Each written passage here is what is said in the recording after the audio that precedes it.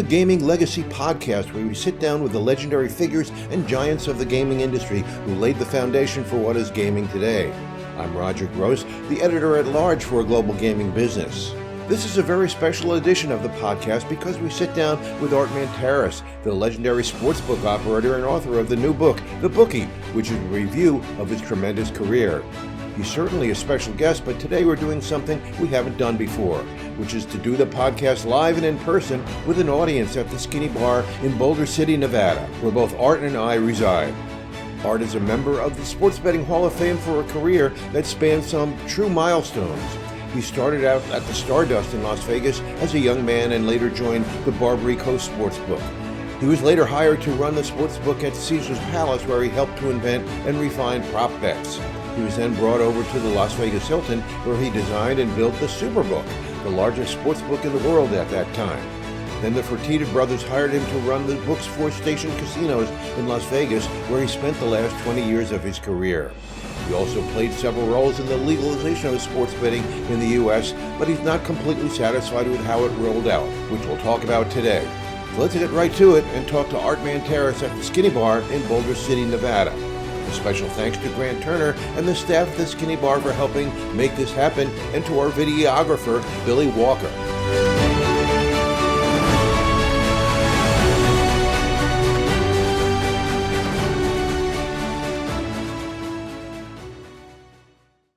Well, welcome to the special podcast. As I said, this is a real special event for me. I've done podcasts for the last 20 years, and this is really one of the few that I've ever done live, and certainly the first one I've ever done in a bar where everybo's drinking. So that's going to be a lot of fun. And Art, why don't you start with giving us a little bit of your background? As we mentioned, you're very reputable when it comes to the sports betting. And how did you get into it? I know you grew up in Pittsburgh.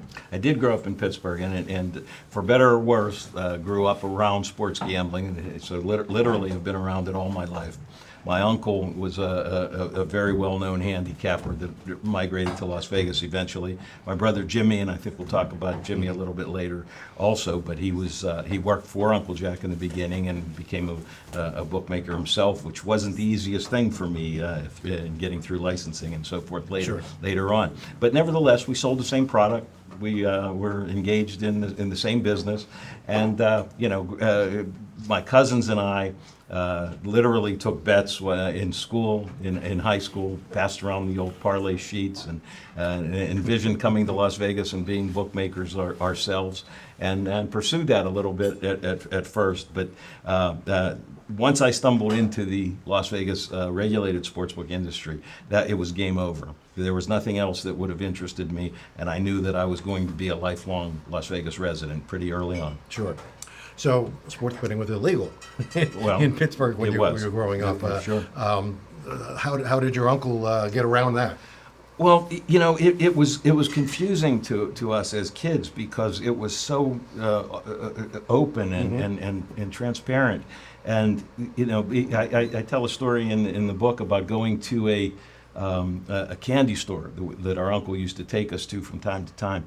And we'd love going to the candy store as 10, 12-year-old kids. But it wasn't until several years later that we realized that the back room of the candy store was a bookie operation.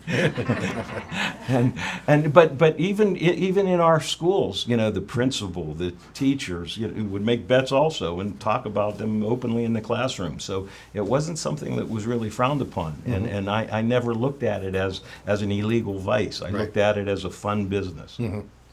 So when you came to Vegas, you followed your Uncle Jack, and your brother was here too, I believe? No. Okay, No. You were here first then. No. So why did you decide to come out here? I was going to the University of Pittsburgh, and not the most serious student in the world. Mm-hmm. My cousins and I and our friends that were living either on campus or around campus at the University of Pittsburgh, Carnegie Mellon, Robert Morris, Duquesne University, we're all in the same general area. And probably the worst thing I did as a young man was tending bar at the Wooden Keg, the hottest bar on the Pitt campus. And so school wasn't really a priority. And then a movie came to Pittsburgh, and that was very unique at that time, The Fish That Saved Pittsburgh, starring Dr. J, Julius Erving. And in fact, I saw Dr. J today, sitting at the NBA, or yesterday, sitting at the NBA All-Star game with President Obama. Right. But filming that movie with Dr. J was so much fun. But it caused another bad semester for me, and that was the end of my run at Pitt. And my parents shipped me out to stay with my sister here in Las Vegas, and finished at UNLV very, very quickly after that. Okay. So what did you do when you first arrived?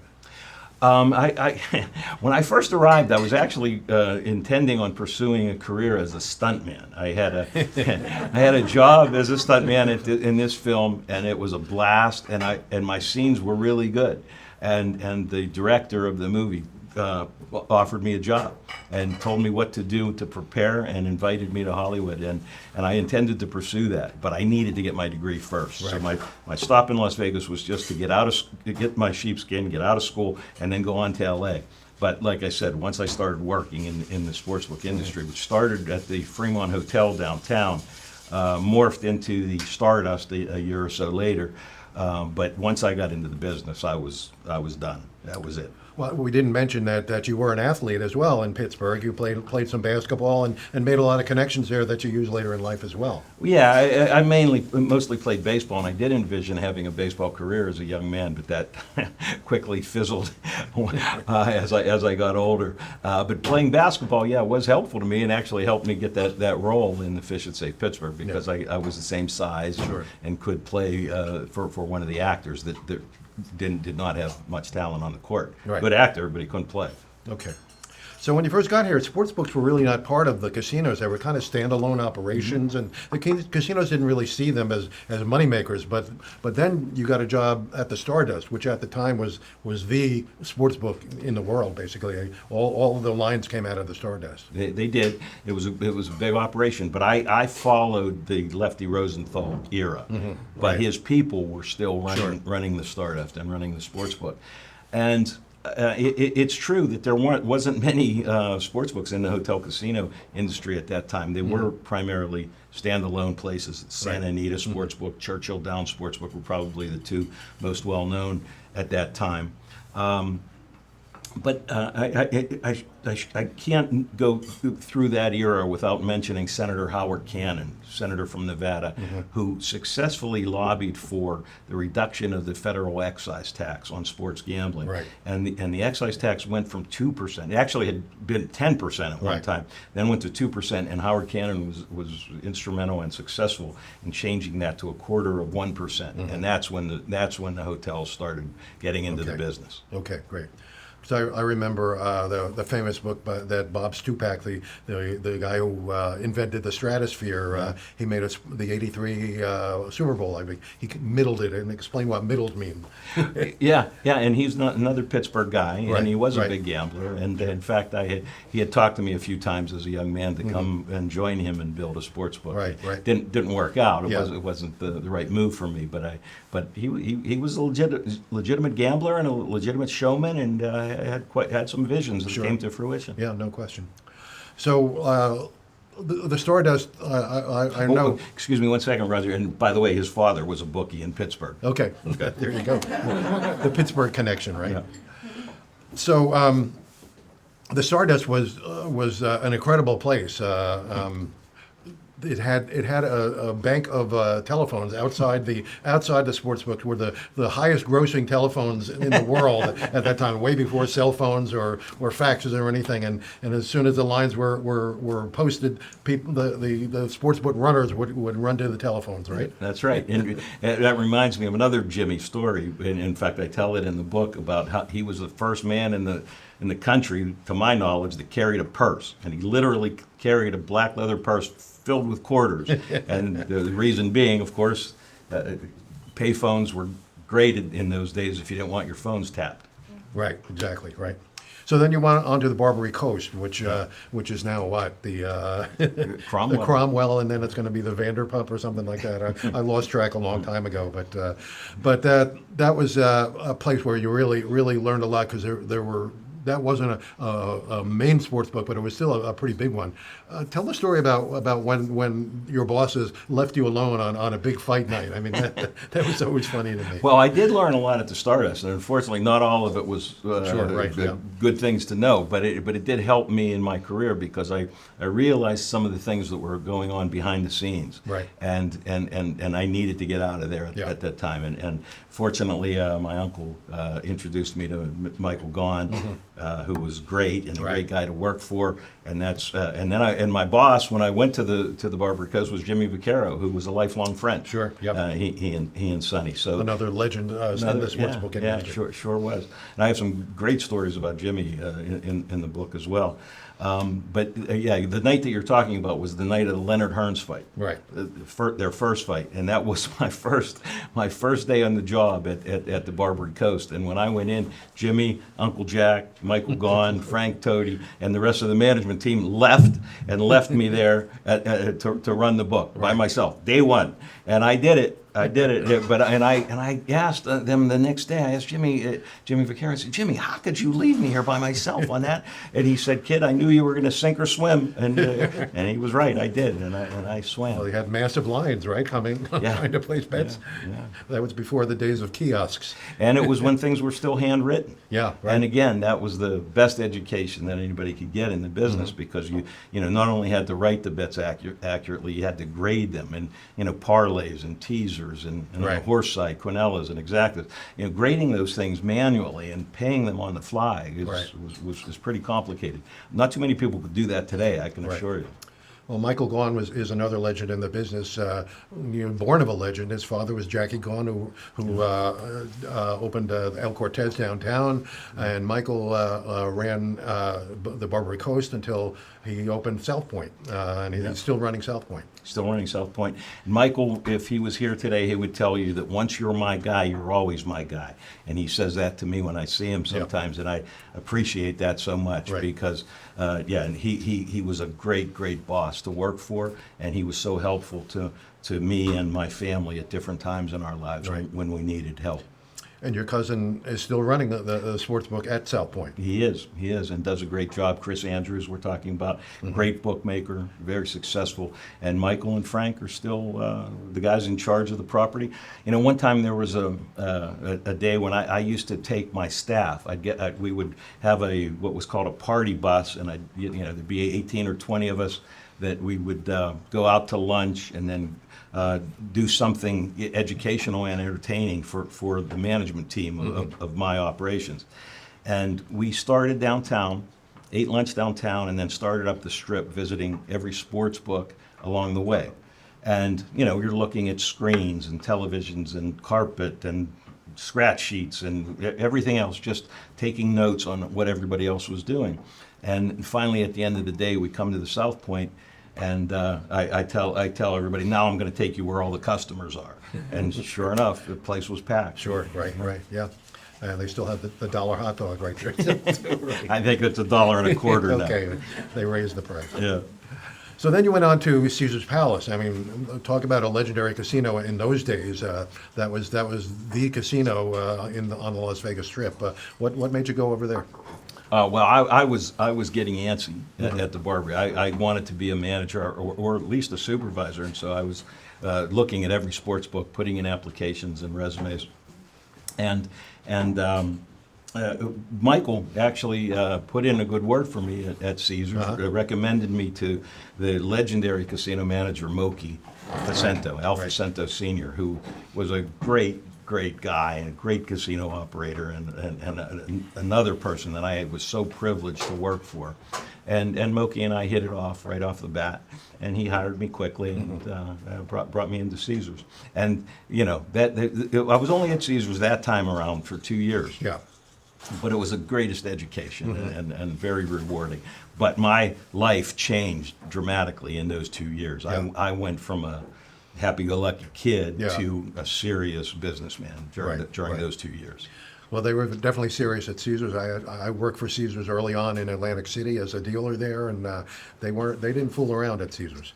No, it was the greatest education from all vantage points, and I have, again, was so blessed to have had that opportunity. I worked for Moki Facento at Caesars and Jimmy Newman at Hilton. Seriously, the two best casino operators in the history of Las Vegas, to my knowledge. No question. And Frank Tody's right in that category also. Right. Okay. So while you were at Caesars, you had a role in inventing the prop bets. Tell us about that and William Refrigerator Perry. Yeah, it's a funny story, but it wasn't so funny at the time.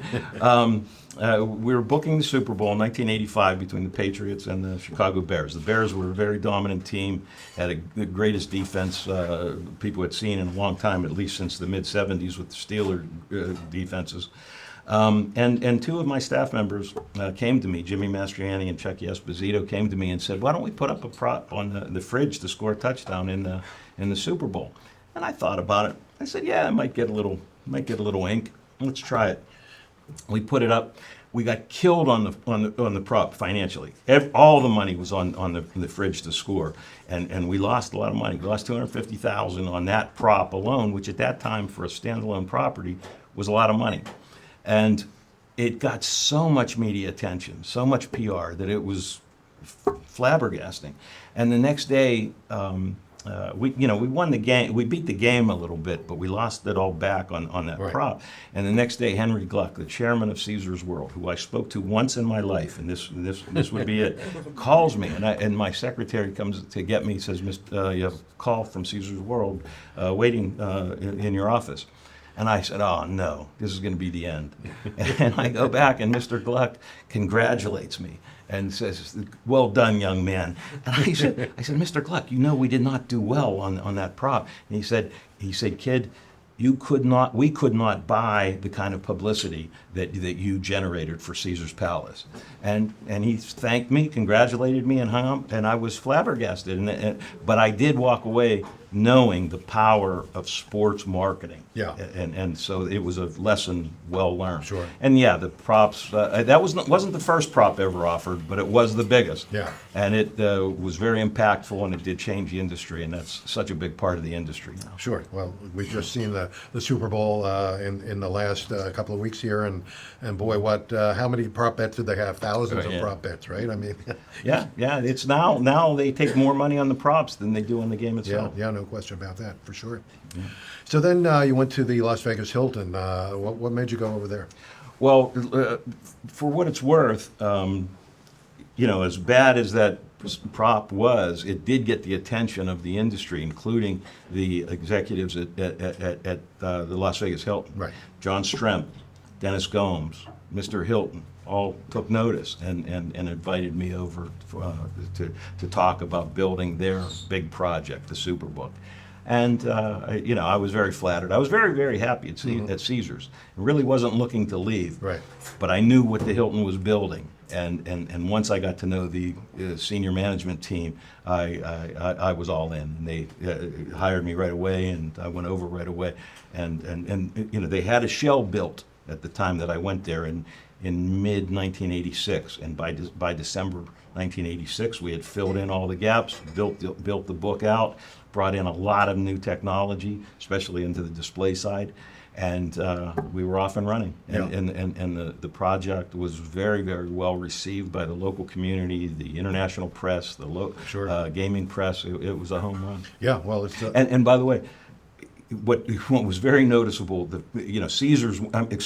Hilton went from no sports book to the biggest and best sports book overnight when they opened, and lo and behold, hotel occupancy, hotel revenue, food and beverage, slot drop, casino revenue, everything increased dramatically after the opening of the sports book. Well, it was the largest sports book of its kind at the time in the world, so it was an amazing project. So, well, let's talk about some of those three people you mentioned. Baron Hilton, was a really prescient hotel guy, but he understood the gaming industry too. Oh, he sure did. He sure did. And Mr. Hilton was very, very instrumental in developing casino surveillance systems. Right. And a lot of people don't realize that, but he was a groundbreaker in that area. There's reasons for it, because there were some problems in the casino just before I joined the company. But yeah, he was very innovative and demanded the best quality surveillance techniques in gaming. Yeah. And that also was an extremely valuable lesson for me. Yeah, I was lucky to have been able to interview him at the time. But then you also mentioned Dennis Gomes. Dennis was one of my mentors for sure. He helped me expand our publication empire, so to speak. But Dennis was a real legendary visionary in the business. Yeah, sure was. And John, his John Stratton, number right? 2 guy, was just brilliant. And as I was mentioning earlier this evening, just was so helpful to me. Sure. I never could have achieved the kind of success that I achieved in my field if I hadn't worked for John. Yeah, he was a real numbers guy. He knew the numbers. He was inside tough, out. and he was intelligent, but brilliant. And the questions that he would ask, really, you had to figure them out. Sure, You absolutely. couldn't blow them off. That's for sure. Right. But it was the best education imaginable. For sure. And he later went on to become the CFO for Wynn Resorts and was one of Steve Wynn's right-hand man. So, Yeah, and incredible person. that was no surprise to me. Yeah, no question.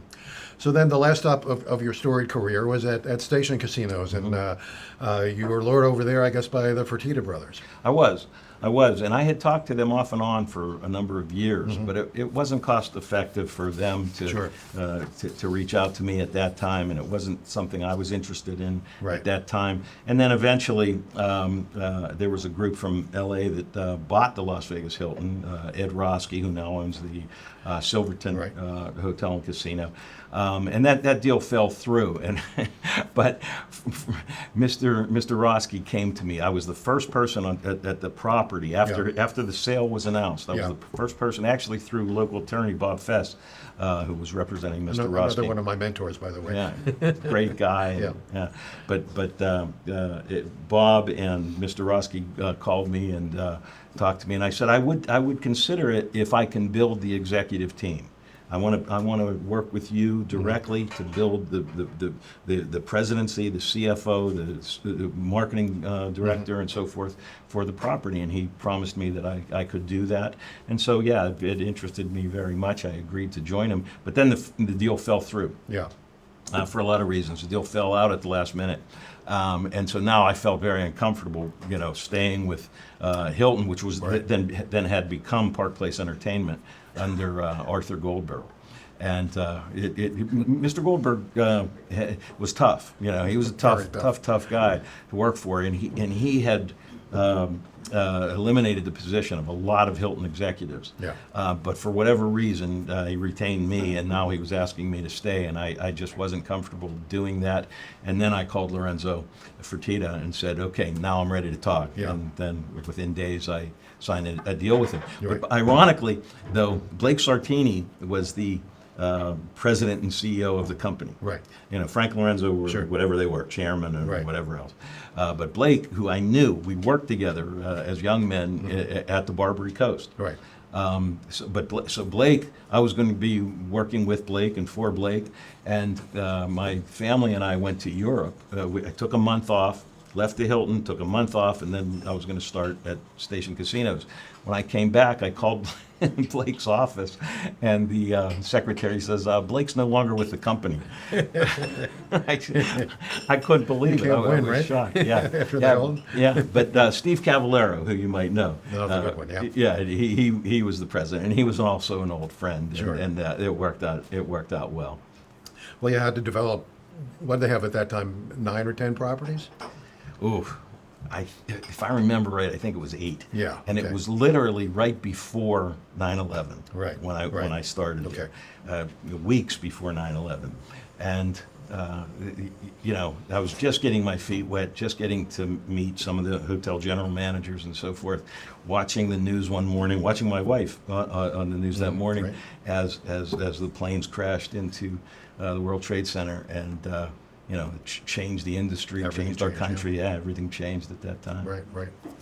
So, but you got to develop Red Rock Resort, and expand the sports books at all the other casinos, and they're still massively successful for the Station Casino Company. Yeah, they are. It was a real honor to be part of it.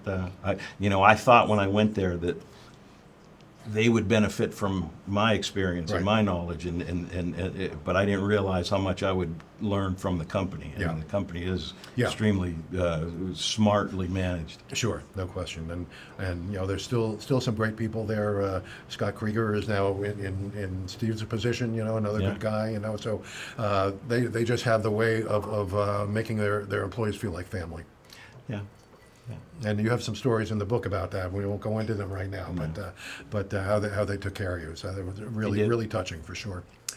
So then, while you're at stations, the PASPA regulation is overturned, and PASPA is a Professional and Amateur Sports Betting Act, which was passed in the early '90s, which outlawed sports betting in all the states except for Nevada. It was declared unconstitutional in 2018 by the U.S. Supreme Court, and immediately New Jersey, which had already passed a legalization of sports betting, they opened their sports books, and it opened the floodgates. But you played a little role in that. Explain what Yeah. role you played. Yeah, when we were at the Hilton, after the Las Vegas Hilton Superbook opened in '86, a couple years later, we opened a sports book at the Flamingo, Las Vegas, on the corner of Flamingo and the Strip, and we linked that sports book to the Las Vegas Hilton. Mm-hmm. It was linked by computer data line, and it was way easier than we anticipated. Right. We thought it was going to be challenging. It wasn't.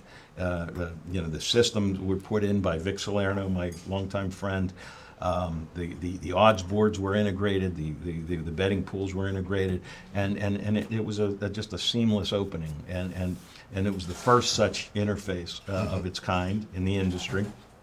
And then we came to the realization that if we can do it there at the Flamingo, we could do it elsewhere. And we had a great CFO at the time, Bob Kaczynski, who you might remember. Sharp guy, very forward-thinking, and a good friend. And I wish I could take credit for this, but it was really Bob's idea that why don't we go to racetracks and put in sports books at racetracks across the country. And so we went to the legal team and had an analysis done of the Interstate Wire Act and the Interstate Horse Racing Act, and we thought we could we may be able to navigate legally through that legislation. And so we started going out to racetracks, myself and Roxy Roxborough, a longtime friend, Sure. brilliant sportsbook consultant. Roxy and I went to a lot of racetracks around the country and presented this proposition. And some racetracks were lukewarm, some were very negative. Churchill Downs, in particular, was extremely negative, as they were towards everything. Right. It was competitive. But Laurel Racetrack, right outside of Washington, D.C., really liked that concept. And they just grabbed onto it right away. And in retrospect, that was the worst thing that could have happened. Yeah. Because all of a sudden, Congress got involved. Yeah. And before you knew it, before we could get any further, Laurel actually started building a sports book. They were that into the concept. But the next thing you knew, PASPA was the Professional and Amateur Sports Protection Act was proposed and became the law of the land almost overnight. Sponsored by Bill Bradley, Yeah, a New Jersey senator at the time. yeah, Right. he was. Yeah, Yeah. yeah. He was very vocal opponent to sports gambling. Probably if you found a track in Nebraska or something, it wouldn't have been such a big news. But because Right. it was right outside of Washington D.C., that's probably why. Yeah, and then that put the brakes on everything we were talking about, Right. and it stayed that way, and until PASPA was repealed in 2018. Right. Okay. So it seemed like almost an instant, but over the past 5 or 6 years, now there's almost 40 states and territories and jurisdictions, U.S. jurisdictions that offer sports betting, and it happened really quickly. Why do you think it happened so quickly? Well, I'm disappointed that it happened that quickly. Yeah. I really am. I mean, for all those years, I was hoping that PASPA would be repealed, and I thought that it would be repealed if it ever reached the Supreme Court. Right. And sure enough, that's exactly what happened. But the way some states have jumped into the business, and they don't have a lot of expertise. They don't have any expertise in regulatory oversight of sports gambling. Even some of the operators in a lot of states don't have experience in sportsbook operations, and I've been disappointed at what I've seen. You have to looking at it from my perspective, being vilified by the leagues and certain components of the media for so long, and then all of a sudden, when PASPA was repealed, everybody wants in, and they jump in with both feet overnight. Now it's been too fast, and there's mistakes being made, and the integrity of the game is a real concern of mine now, sure. Those things they have to be addressed now. They can't ignore the issue, and the partnerships and the sponsorship deals between the gaming companies and the leagues themselves are sending a very, very mixed message that can't stand. Sure, it can't stand forever. Well, you just authored an op-ed in the Las Vegas Review-Journal last weekend, as a matter of fact, the front page of their opinion section, arguing that point. Why do you think that has worked out that way? I didn't see it coming. Yeah. When PASPA was repealed, I thought that the states would inevitably emulate the Nevada model of Right. sports gambling, Right. and that hasn't happened. They've emulated European and Australian bookmakers, Right. and even bringing in European and Australian systems, Sure. and bookmakers, and operating MOs are foreign. They're not U.S. based. So I've been very surprised about that. Right. Well, of course, in Europe, the soccer teams always had sports betting advertising on their sweaters or jerseys or whatever they call them over there, and now we're starting to see it. I know the Washington Capitals a few years ago had a sports book on their jersey, and I know the Golden Knights here in Vegas do as well. Right. So yeah, absolutely. So, do you think that really damages the integrity of the sports when you see sports books advertising and sponsoring and making money off of these teams? Well, what I don't like is the teams and the leagues telling the players and the staff how evil gambling is. Stay Right. away from gambling, and then they're signing official sponsorship deals with the same teams Right. that they're telling their employees how bad they are. Right. I can't stand. And if you look around, Roger, look at Europe. Look at Italy, where sports gambling's been legal for how long? 25 years maybe, At least, yeah. or something. And sports gambling is legal. Sports gambling advertising is not. It's not that extreme in some of the other countries. The Netherlands, Germany, the UK and Ireland for sure. Yeah. They Sure. still, Yep. they were the leaders in the industry as far as sponsorship was concerned. But now they're all going the other way. There's pushback everywhere except the U.S. The U.S. keeps plowing forward in the direction of commingling the two industries, but the rest of the world is not doing that. Sure, no question about it. So you were a consultant with the NBA for a while after sports betting was legalized, correct? And that kind of left a bad taste in your mouth too, as well. Yeah, I was a consultant for the NBA for a decade, and it was again another fun, valuable experience for me. But I didn't think that they got it then, and I talk about that in the book too. That I didn't think that they put enough emphasis on preventing the kind of problems that are now running rampant. Right. And if they don't come together now, once they lose their credibility, once their integrity is compromised, and the public becomes convinced that the integrity is not there any Sure. longer, then it's going to be very, very hard to get it back. So I saw a story just recently that last year sports betting won 12% of the money bet on them. I recall when in Nevada, you guys used to be happy with a 5% profit, correct? Well, not me. Right. My books always did better than Okay. the state Yeah. every year. But the state always was around Yeah, 5%. the state was always around 5, but Yeah. I was always quite a bit higher. And the reason being that I always pushed parlays. Sure. And I pushed Right. the parlay business, and the rewards programs and comps Right. and everything were geared towards the parlay players.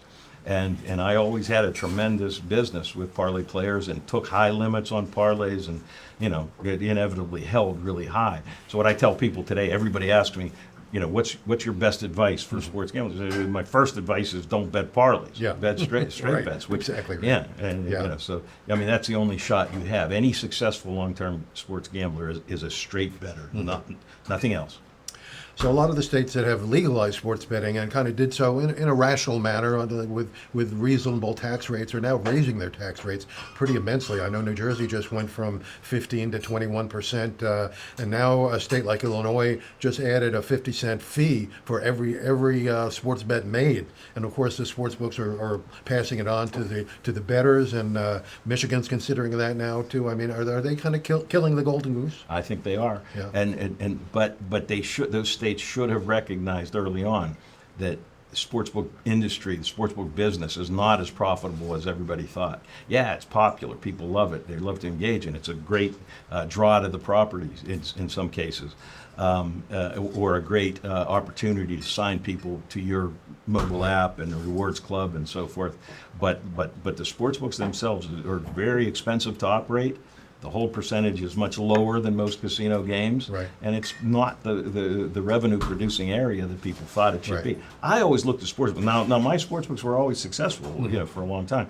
But I always looked at I had a couple of priorities. Besides protecting the company's license, being my number one Right. criteria. Number two, providing great customer service was number two. But third, I looked at it as the entertainment center of the property. And the sports books that I was involved in building and operating always were open to the casino, and TVs were around the casino. So you wanted that excitement from the sports book going all through the casino. I see some properties today where their sports books are really isolated and away from the crowd and away from the table games and slot machines, and that's missing the mark in my opinion. Right. Especially out of state, outside of Nevada, you see that a lot. Okay. So the latest challenge to sports books now is something called predictions markets. And if anybody's seen, watch any sporting event lately, you'll see ads from a company called Kalshi, Polymarket, Coinbase. These are all financial companies that are calling their bets trades. So you're trading a financial instrument which puts them under the auspices of a federal agency, CFTC. I forget what the acronym is for, but they can skirt state laws that way. The states that don't allow legal gambling, or the states like Nevada that do allow legal gambling, these companies can operate there without a license and without paying taxes. I mean, how big a threat is this to the sports betting business and gaming as a whole? Well, it's a big threat in Nevada, and I share the concerns of the industry in Nevada and the Gaming Control Board in Nevada, where companies and individuals have invested so much time and energy and money into building these properties, and then to have somebody come in and operate right over top of them with no license. Of course, that's going to upset the industry, Right. And the Gaming Control Board. Somebody came to me with this concept about 15 years ago. And they laid it out, explained everything, showed me all the pertinent laws, had a white paper written and analyzed and with legal opinions. And I digested it and came back and I said, it's never going to happen. It's never going to work. Well, I couldn't have been more wrong. They have taken root. Now, whether or not they're going to have staying power, we don't know. But I did not think that this could possibly happen, and it has. Well, I did a podcast with Joe Asher. Joe is another longtime sports book guy. He ran William Hill for a long time, and he recently opened Boomer Sportsbook here in Nevada, which is a great way to bet here in Nevada. But Joe says this is a concept that's been around for a long time. It's just called a betting exchange, which is what it used to be. They operate that in Europe as well. A company called Bet365 operates in New Jersey. I know that. Also a betting exchange, which is basically players betting against players, and the money moves between the players, and the prediction market or betting exchange takes a cut of it. I mean, was he right about that? He's mostly right about that. And I, looked at exchanges at Betfair and BetDAC, was out of Ireland. Sure. Yep. I looked at those companies early on also, and I was intrigued by the concept too. But these prediction markets today that were, taking bets on political races and social events and so forth, I never saw that coming. I didn't, I argued for the right to book elections in Nevada for a long time. Sure, right, to no avail. Yeah, that's what they can do as well. Yeah. And Joe, by the way, I say that Joe and Governor Christie in New Jersey were the two people most responsible for repealing PASPA.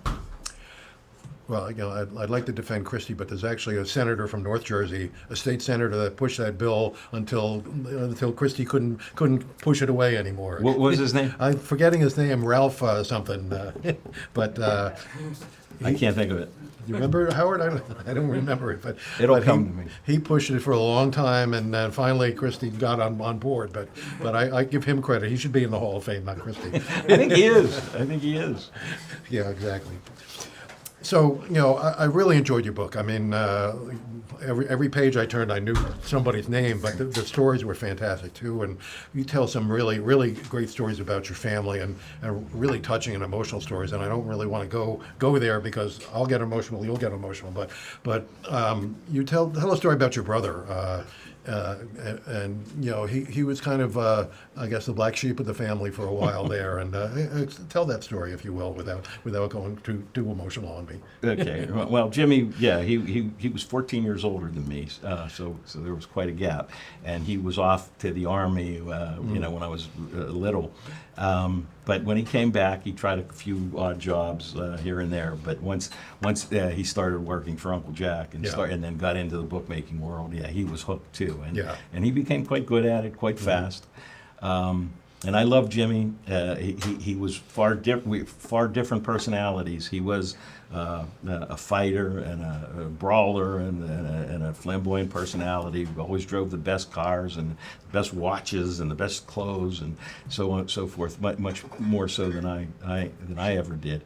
But he loved his family very, very much. He took care of his family. He took care of me. And I miss him. Yeah. He did die tragically in a boating accident in 1991. But just prior to that, his bookmaking caused me a lot of difficulties in getting licensed in Nevada, and I do chronicle that story in the book. And before that, I was pretty naive about how that could come back to bite me, because I never did any business with him. I didn't work for him, with him. I never did anything improper in Nevada. And Jimmy, on the other hand, he could care less. If anybody told, I remember telling him once that gaming regulators were going to talk to him, and he told, well, I can't repeat what he said. But he could, he didn't care. He did his own thing no matter what. So that's going to be it for tonight. Thanks for joining us. This was supposed to be a book signing, but I screwed up and didn't get the books here. But the book is available on all your favorite Amazon.com, Barnes & Noble, wherever you buy your books. HarperCollins. There you go. So the one thing we didn't mention is how thrilled I am to be not only to be talking to you tonight, Roger, but to have this here in Boulder City, which we love Boulder City. It's the greatest town in Nevada and one of the greatest small towns in America. And if I ever talked about moving away, I would do it as a single person, I'm sure. We love Boulder City. We love Boulder City for sure. So thanks for joining us. And those of us who joined us on video, thanks for joining us very much. Thank you.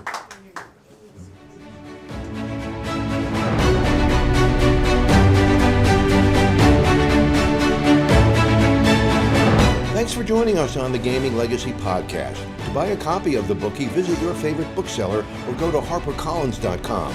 Art Manteris is contributing the profits from the Bookie to the charities Blood Cancer United and the World Wildlife Fund.